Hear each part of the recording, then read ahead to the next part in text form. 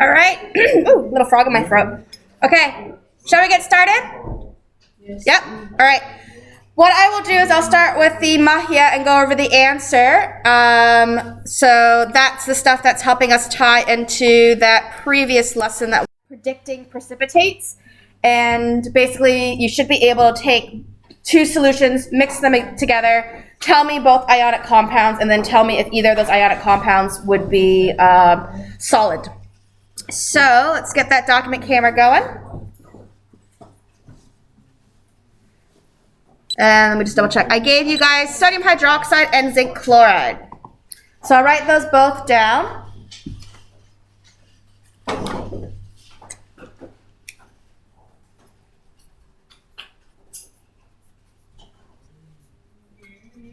And I write that down as well so we know that's what this is referring to. All right, so we take sodium hydroxide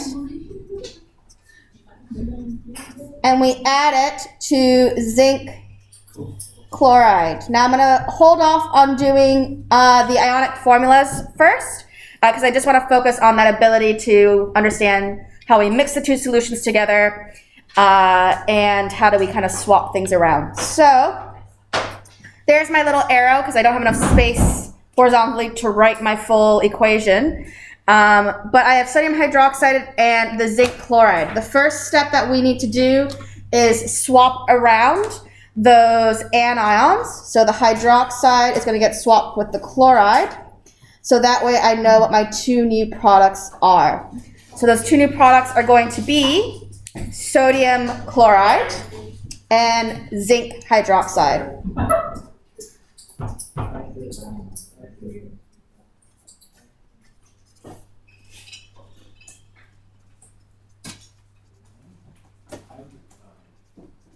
Hydroxide, yummy. All right, are we okay with that so far and how I've created that? All right, then what we're going to do is use our solubility rules to figure out, do I have any precipitates in there? Here's my solubility rules. So, first thing is, I know I have sodium, and sodium's group 1. And it says here, all group 1 compounds are soluble. The other thing that I would look for to double check that that solubility is correct is I will check the halides because the chlorine is a halogen. So most halides are soluble except for the salts with silver and lead. Sodium is not silver or lead. So I know that that sodium chloride then is aqueous and it's going to be soluble. We good so far? Yeah. All right, next one I have is zinc hydroxide. I'm going to look for the hydroxide rules because I don't remember there being any specific zinc rules. So we see here all hydroxides are insoluble except those in group 1 and those that have the ammonium ion. So when I think about it, zinc, I look at the periodic table. Zinc is not in group number 1, so that will be a precipitate that will be insoluble.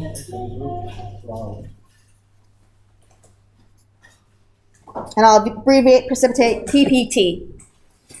Are we okay with that so far? All right. As I was saying in our last lesson, being able...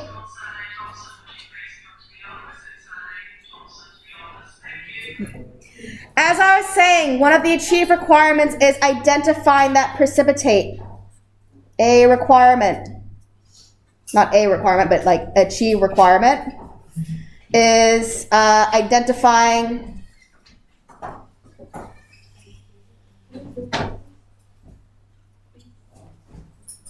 the precipitate. Are we good with that so far? Yes. Yes? All right. The next thing then that I want to revise from yesterday's lesson is going to be figuring out those ionic compounds. Sorry, not ionic compounds, the ionic formulas. Remember, if you are ever stuck and you're like, I don't remember the charge of this, I don't remember the polyatomic atom, or sorry, the polyatomic ion and what atoms are in there, use the resource sheet. We have a nice little list here. We also have a nice little list here too. All right. The only thing you will need to know then is how do we translate the formula, or sorry, the symbol to the name. So this one here is sodium. So I'm gonna just write down the charges of the ions first. I'm not gonna do the ionic formula so that way I can check the ratio. So sodium is Na+. The other thing I will look for on that sheet is zinc. I can see that zinc is 2+.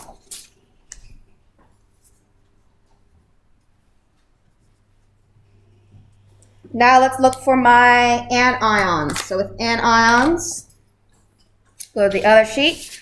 Looking for hydroxide. Hydroxide's this guy over here. So OH minus. This one over here, OH minus.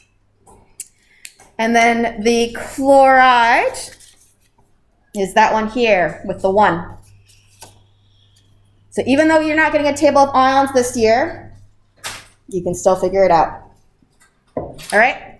It's important to note down the charges so you know how to do your ratios for your ionic formulas. In your ionic formulas, I do not want the charges written down in the final answer. So we're just using this as a means to get started and to know what our ratios are. So when I am looking at this first one with the sodium hydroxide, I'm just trying to grab a different color.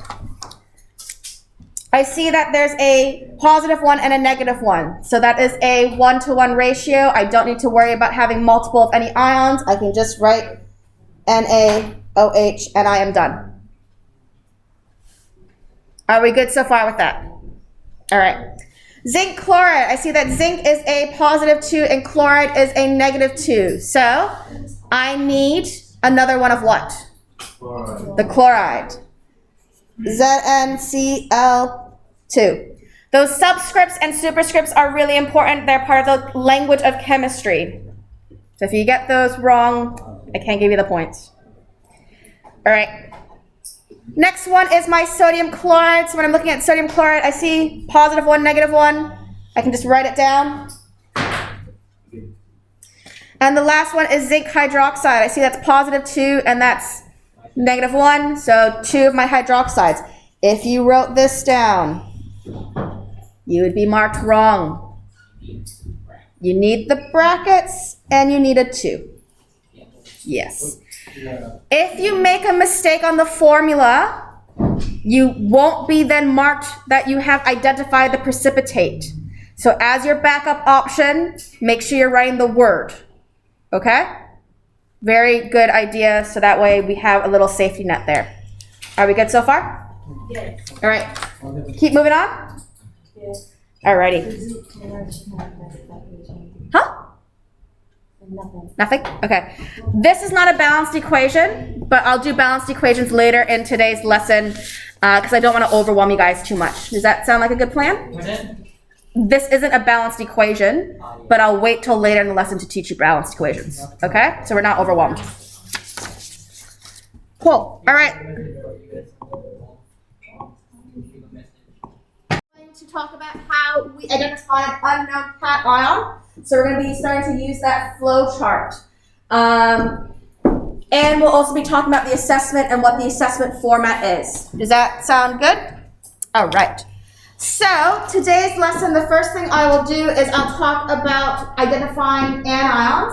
I'll talk about the assessment and I'll show you what the achieved requirement is. And that's all I'll show you for the first chart. Then I'll let you guys do some practice, do a little practical and try to find an unknown anion using that flow chart and being able to fill in that template sheet as well. After we do that, I will start talking about some of the merit criteria, which in this case will be the equation. So I will talk about equations today to get you guys started on it. I know you're very eager to do it. I'll also, when I talk about the assessment template, I will go through and talk a little bit more about the assessment guidelines and things like that. It's actually a really easy internal. And then lastly, we'll wrap up with a mocky choice. You guys will have a chance just to do some practice and choose how you want to practice. Cool. All right. On our checklist today, we are looking at number 5, which is carrying out that experiment to figure out an anion. And we're going to be also looking at number 7, writing those balanced equations. If you don't get balancing equations today, do not stress about it. You still have plenty of time to practice it. All right? Cool. So, I want to do an anion identification, and I want to show you guys how to do it. What I will do is I will play some videos because it will actually show you on the big screen what we are looking for. I think that's a really great way to visualize and see it. I could have done it practically and shown you on the document camera, but this will be a better video quality. The other thing that I'll do when we're doing this is I'm going to show you guys how to write up the practical component of this assessment. So, what I will do is I have a booklet. This booklet does not have notes in it. Instead, it has the template for the assessment. And I've just photocopied a lot of pages of that template so you guys can keep practicing it and practicing and practicing it and getting used to the format of the assessment. So I have them in the booklet form. I'm mindful some of you guys prefer to work on your device and type it up. Let me show you where it is.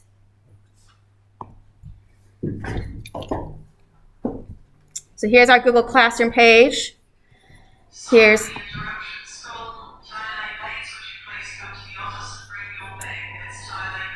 okay. So, post number 3 is the anion identification. And with the instructions, you will notice, no, I lie, it's not the anion identification that I want you to do. Here we go. The practice practical write-up booklet. So it's the exact same booklet that I will hand out. The main thing that I've done here is I've just scanned this so we have a PDF copy of the template, and I've scanned the whole booklet so you have, again, multiple pages to practice and practice and practice. Now, the thing is, I want you to open it and edit it with Cami, and I know we use Cami quite a bit, but I want to point out something that you may not realize that Cami can do, which is really useful that Google Docs can't do, and that is when you write your text. Oh, why is it highlighting in pink? Oh, because I set it to highlight in pink. That's dumb. There we go. I know. So let's say I want to write sodium carbonate. Now, do you see how I don't have my superscripts and subscripts? Yes. So I'm not going to be happy on the assessment. The nice thing about Cami is that it does have that ability to do superscripts and subscripts. So you can just click on it and ta-da! You don't have to worry about making small little numbers to then like move and make them as superscripts and subscripts. It can do it for you. Ruben. Can you do it in Google Docs? Yeah. Oh, well, last time I checked, Google Docs wasn't allowing me to do it. Oh, okay. Well, there you go. On Google Docs, you can do control, what is it? Full stop and cool. All right, well then you got choices. I could have done it on Google Class, or I could have done it on a Google Doc. That's fine, though. All right, are we good with that? Yes. Okay, so let me pass out the booklet. Yes, no? Right, you here off booklets? Everybody? 1, 2,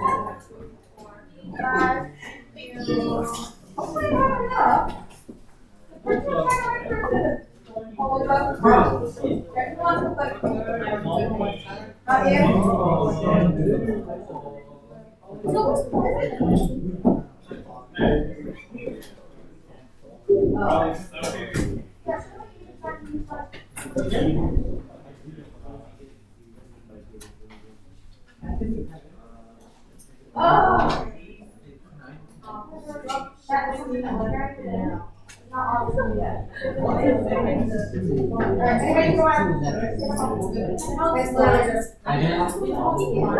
Hopefully you have enough. I don't think my printer printed the number I told it to print, so I can give people other. Anybody over here want a paper copy?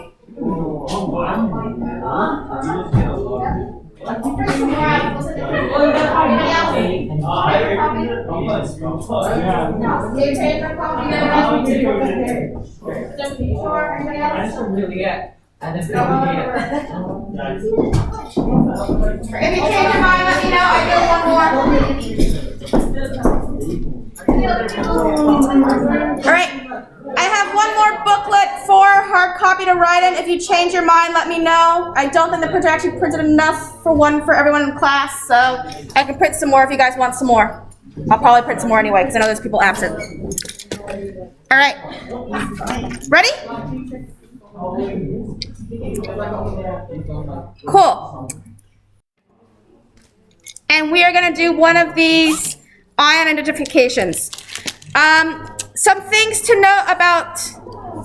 Are you guys ready? Are we ready? See? Okay. So, are we ready? We're not ready. You guys get down. Brooklyn, all right.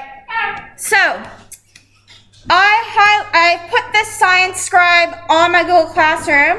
I highly recommend you bookmark this because this website here has ions and it has videos of ions, and it also allows you to click and pretend like it's a practical even though it's all digital.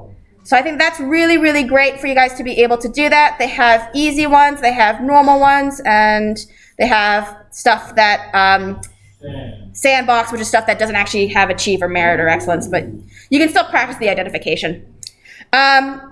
So I think that's really useful if you're doing any sort of remote learning to be able to still kind of practice that ion identification, or even if it's just the school holidays, you can still do the practice questions.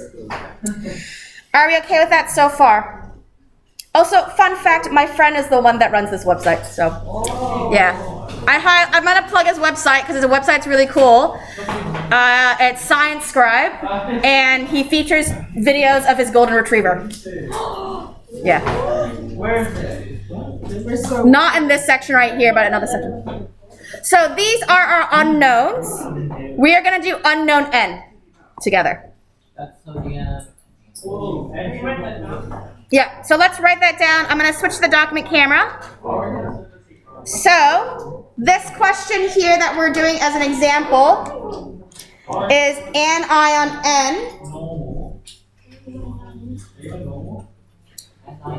from Science Scribe.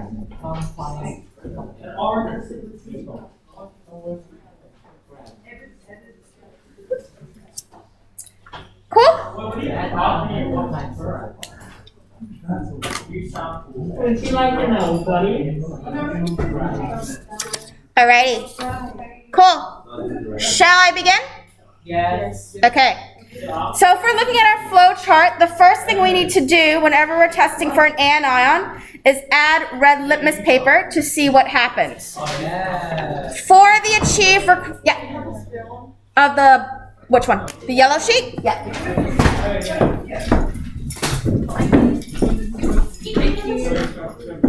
Anybody else in the yellow sheet?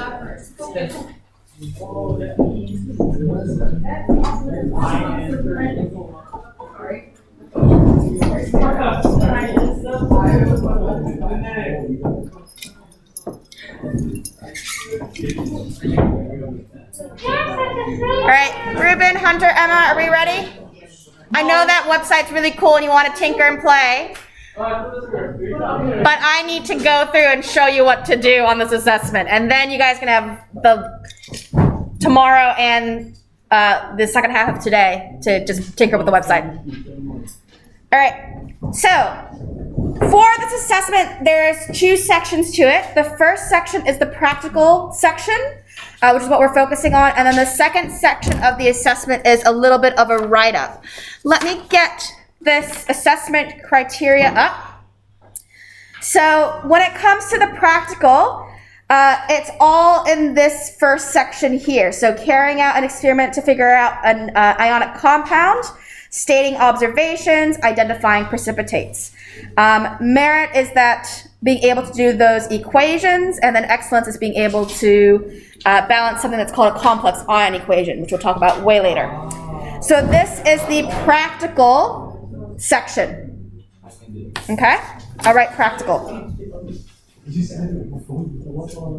The second section of this assessment is a little write-up on the ions that you have identified. The write-up is based off of figuring out the impacts they have on humans and on the environment as well. So the achieved merit and excellence is mainly just the depth of your discussion and explanation to that impact. So achieved is just describing how it affects humans or the environment. Merit is explaining the why it does that. And then excellence is that comprehensive discussion, thinking about things like pros and cons to these ions, because things are not in black and white. At some concentrations, these ions can be helpful, and at other concentrations, they can be toxic. So that's the kind of guidelines to this assessment. So I'm going to start by talking about the practical component and how we would write up your report or your experimental results. So the first thing that I need to do for an achieved requirement is I need to state all my observations, and I also need to state my steps. So we write down the step that we did, we state what we see. So my first step when it comes to anion identification is I need to add red litmus paper. So step number 1, add red litmus. Is it not showing? Is it frozen? Oh, it is frozen. Let's start over. Yeah, steps taken. So add litmus paper. Add red litmus. Oh, I don't want to open dots. All right.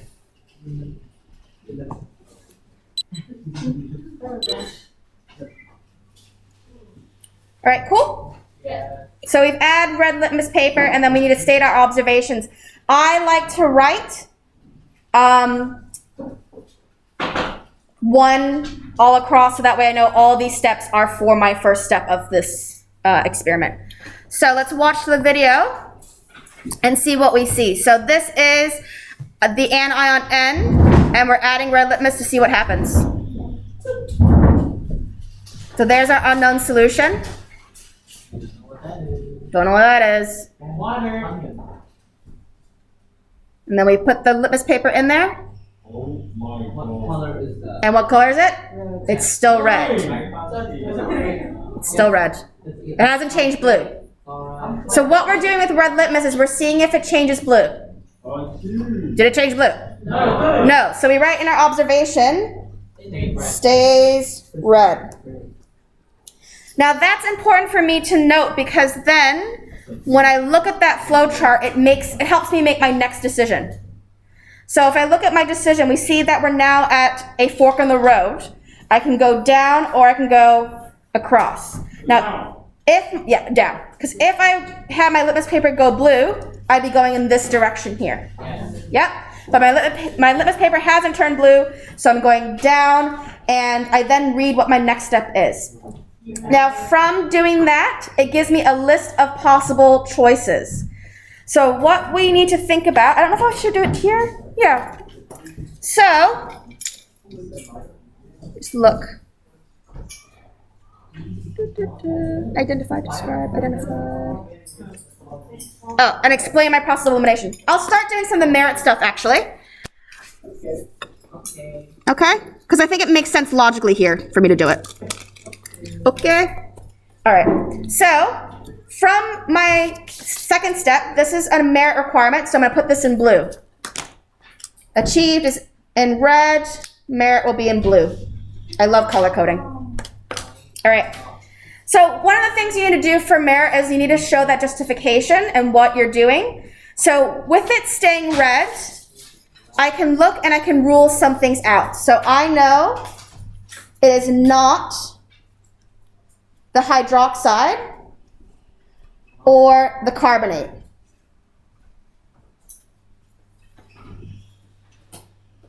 What can it be? Sulfate.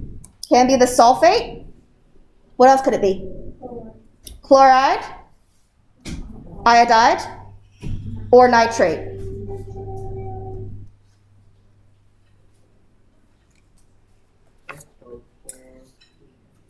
When I am looking at my steps, what's the next thing I should do going down? What's the add barium nitrate? So that's going to be step number 2.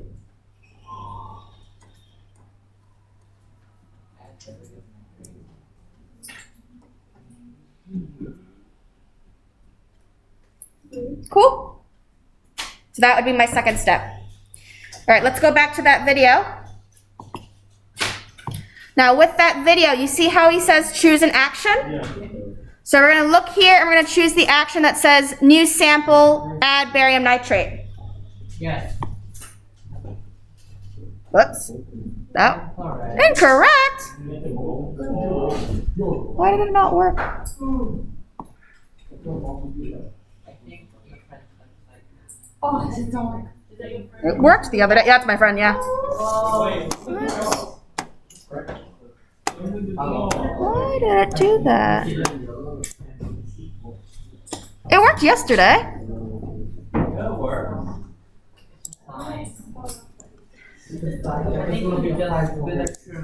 Just gonna click the other buttons and see. Unknown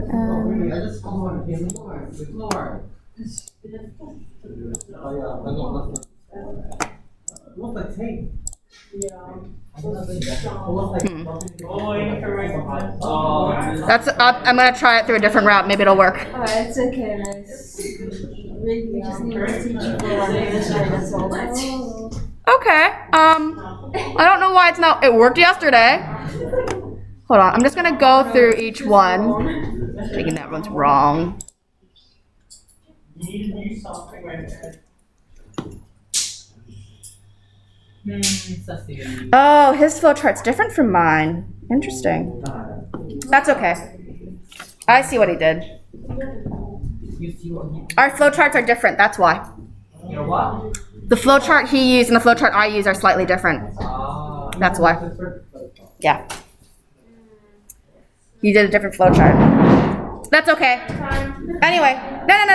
It's not a bad thing. I can tell you what you'd expect. So, if we did this step here, Yes. it would have no precipitate.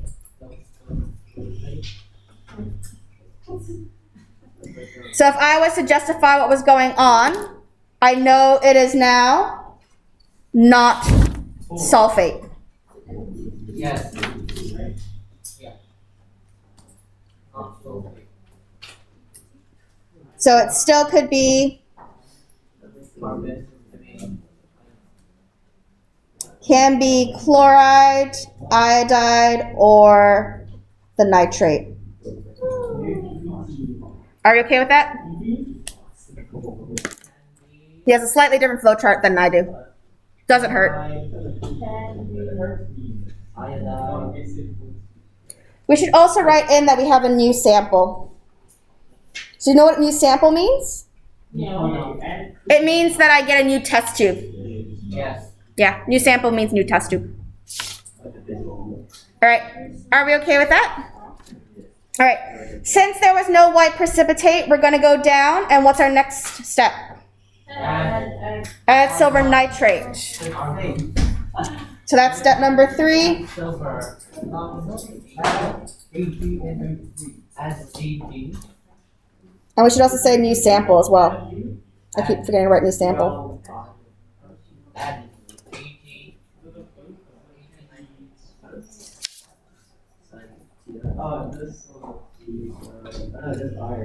I probably should have spaced these guys out because they're kind of squished, aren't they? Let me move this guy because it's too switch. Do number 3.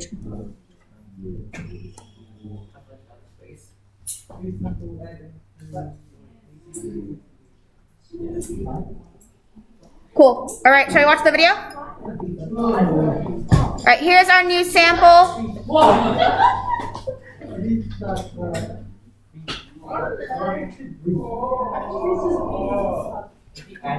He is adding something. What do you guys notice? It's very subtle. Yeah. Is it turning yellow or turning white? Yellow. All right. So we need to confirm it, don't we? Yes. So if we're going back to our document camera and we go through this flow chart, we have a precipitate. So we're going to note that we have a precipitate. You have a precipitate. Forms. Now, the two choices are white and yellow. You guys think it's yellow. No. We're going to wait until we do the second step here because that's going to help us confirm it. Yes. Okay? So we're just going to note precipitate right now. What does that tell me it is, potentially? Iodide. Iodide or chloride. So we know it's not NO3 minus, can be Cl minus or I minus. NO3 can be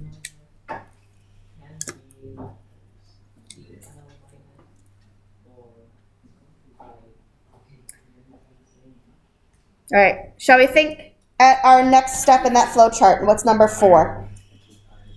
So step number 4, I'm going down this way, and my next step is add excess ammonia. So we're going to write that down.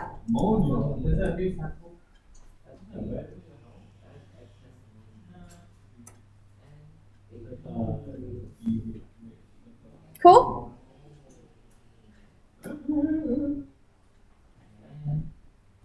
Video time? No. Yes. No. No.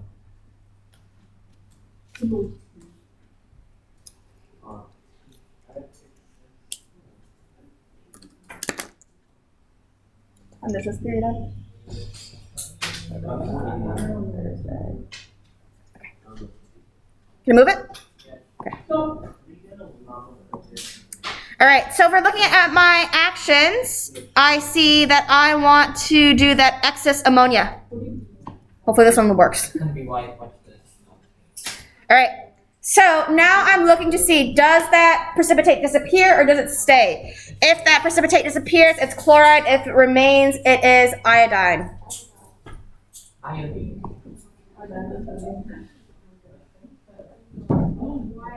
Iodine. Chloride. It has disappeared, hasn't it? No, it's still there. It's at the But you saw that some of it, most of it disappeared, all right?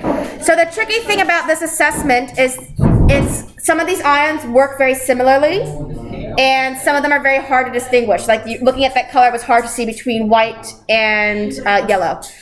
We're obviously going to be practicing all these different ions, so you'll be able to get an idea of what it looks like and what white is and what yellow is. I'm also very mindful that on the video, it may not show up as clearly as it would in person. Anyway, we could tell that that was dissolving, right? Because it's not there. So you have to, again, with these various precipitates, ask yourself, has it dissolved? Has it not dissolved? Has it dissolved a little bit? And you're going to use that kind of like as a decision factor. So more or less, that was definitely got something dissolved. So we will identify it as being it dissolves.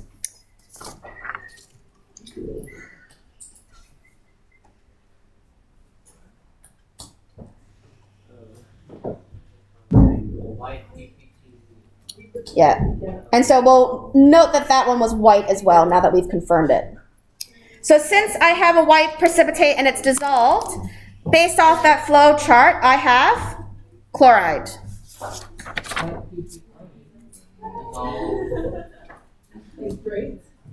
You can do the 3 little dots because that's the shorthand for therefore. Therefore, Chloride. And then when I go to the bottom here, I'm going to write down my therefore, chloride as my identifier.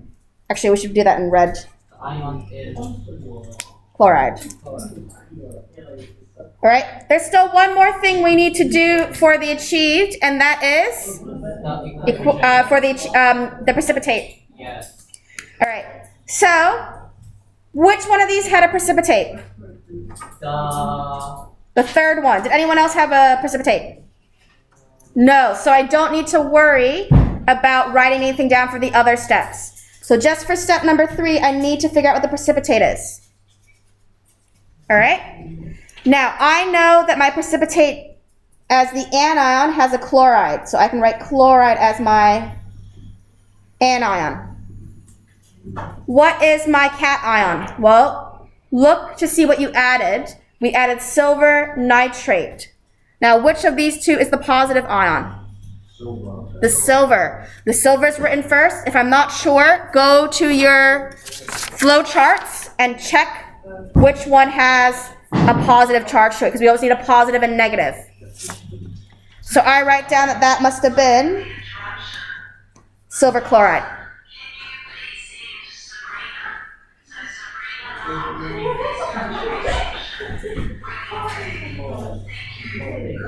Cool? All right. Here's the formula. Again, I suggest you guys write down the word version and the formula version, so if you make a mistake on the formula, I can still pass you on the words. Okay? This is a good backup. All right? Everything that I've written in red is the achieved requirement. Okay? That's all you need to do for achieved, so you don't actually need to fill out the justification for the achieved. All right? I'll hold off on doing equations until later, because I'm going to give you guys a chance to practice as well. Does that sound good? All right? So when it comes to you guys practicing, we will only practice the achieved stuff. So we'll see how the time goes. Similar things to what you guys will do that you did yesterday. So we need to get your sign goggles. We need to make sure our hair is tied up. So all that kind of typical lab stuff. Again, in that corner, the left-hand side of the classroom, I've put out the ice cream containers, the test tubes, the brushes, and the test tube racks. So you need to get all those things. You will also need a pipette with an unknown solution. I'll put that in that front table over there. And then you need to collect the following things, so that way you can carry out your anion test. Red litmus, HCl, silver nitrate, ammonia, and the barium chloride. Right? And then when it comes to cleanup, you can put it down the sink, make sure you flush it with a good amount of water, make sure those test tubes are clean. I want to reuse the pipettes because I don't like waste. And it's not a big deal if you're just learning, it's not an assessment. So when it comes to cleaning those pipettes, just get a beaker with some water and just squish it in and out. That'll be rinsing it. Leave all your solutions in the ice cream containers because we're still going to do practice with the anion certification tomorrow. And everything else will be returned once you guys are done. So I'm also happy to give you guys more ions to test, but I want you guys to make sure you've done the write-up before you do the next ion practice, okay? Cool, let's give that a go.